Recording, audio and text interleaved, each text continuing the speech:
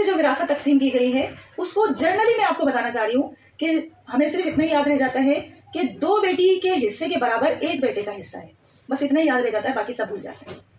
اب اس کو جرنلی اگر آپ لوگ چاہیں تو موٹے موٹے نوٹس بنا لیجئے، آسان الفاظ میں سمجھ میں آ جائے گا، پھر ہم اس کو میتھمیٹیکلی بھی آگے ڈیٹیل سے اس کو سمجھنے کی کوشش کریں گے۔ والدین،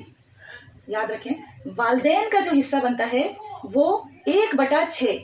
1/6 یعنی کہ کل ترکے میں سے چھٹا حصہ بنتا ہے۔ سدس کہا ہے اس کو عربی زبان میں، ٹھیک ہے۔ اب والدین کا ذکر ہو رہا ہے یعنی کہ وہ صاحب اولاد ہیں یقیناً، ٹھیک ہو گیا۔ اگر مثال کے طور پر وہ جو فوت ہوا ہے وہ صاحب اولاد نہیں ہے، ٹھیک ہو گیا، تو پھر والدین کو تیسرا حصہ ملے گا، چھٹے کا آدھا ہو جائے گا، یعنی کہ اب والد کو الگ سے تیسرا حصہ ہے اور والدہ صاحبہ کو الگ سے تیسرا حصہ ہے۔ ایسا نہیں ہے کہ تیسرا حصہ نکالا اور اس میں سے والد اور والدہ دونوں کو آدھا آدھا کر کے دے دیا، ایسا نہیں ہو سکتا۔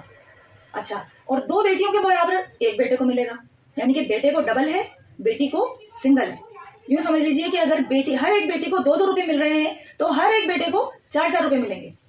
ٹھیک ہو گیا۔ اچھا، اور اس کے بعد اگر مثال کے طور پر یہ کہا گیا ہے کہ جو فوت ہوا ہے اس کے والدین بھی نہیں ہیں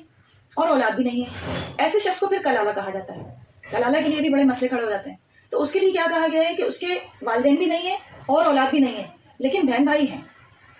جتنے بھی ہیں، تو جتنے بھی بہن بھائی ہیں ان سب کو چوتھا حصہ ملے گا، ٹھیک ہو گیا۔ اس کو ہم آخر میں ڈیٹیل سے اس کے ساتھ پڑھ لیں گے۔ اور پھر اس کے بعد اگر مثال کے طور پر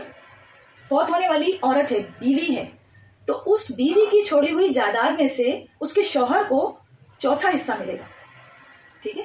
اور اگر وہ صاحب اولاد نہیں ہے،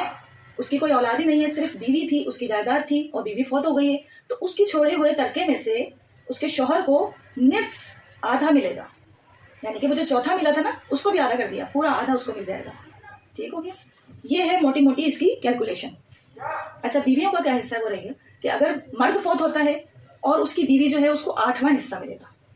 اگر 1 سے زیادہ بیویاں ہیں تو اس 8 حصے کو 8واں حصہ جو نکالا گیا ہے نا اس میں سے ہی بیویوں کو ڈسٹریبیوٹ کیا جائے گا۔ مثال کے طور پر بیوی کو 8 روپے ملے، ایک بیوی ہے اگر اس کو 8 روپے ملے، لیکن اگر مثال کے طور پر 2 ہیں یا 4 بیویاں ہیں فار ایگزامپل، تو اس 8 روپے میں سے ہی ان چاروں کو تقسیم کیا جائے گا، سب کو 2 روپے ملیں گے۔ 4 بیویاں اگر ہیں، 2 بیویاں ہیں تو دونوں کو 4 روپے ملیں گے، ٹھیک ہو گیا۔ آسان الفاظ میں سمجھانے کی کوشش کر رہی ہوں، ہو سکتا ہے آپ لوگوں کے لیے یہ بینیفیشری ہو جائے، لیکن اس کا ایک جو میں نے تلخ حقیقت بتائی ہے کہ ہمیں اس کا ڈیپلی سمجھ لینے کے بعد بھی کوئی بھی یہاں پر مسلک والا یا ہمارے اڑوس پڑوس والا ہمارے اس کیلکولیشن کو نہ ہم سے پوچھنے والا ہے اور نہ ہی اس کیلکولیشن کے مطابق اگر ہم بتاتے ہیں تو نہ ہی وہ ڈسٹریبیوٹ کرنے والا ہے، کیونکہ انہیں اپنے جو مسلک کے بڑے مفتی صاحب ہیں ان سے فتویٰ لینا ہے۔ لیکن ہم یہاں پر قرآن مجید کو ڈیپلی اسٹڈی کر رہے ہیں تو ہمارا یہ فرض بنتا ہے کہ ہم یہاں پر اس کو کرٹیکلی انالائز کر لیں، ڈیپلی اس کو اسٹڈی کر لیں تو زیادہ بہتر ہے۔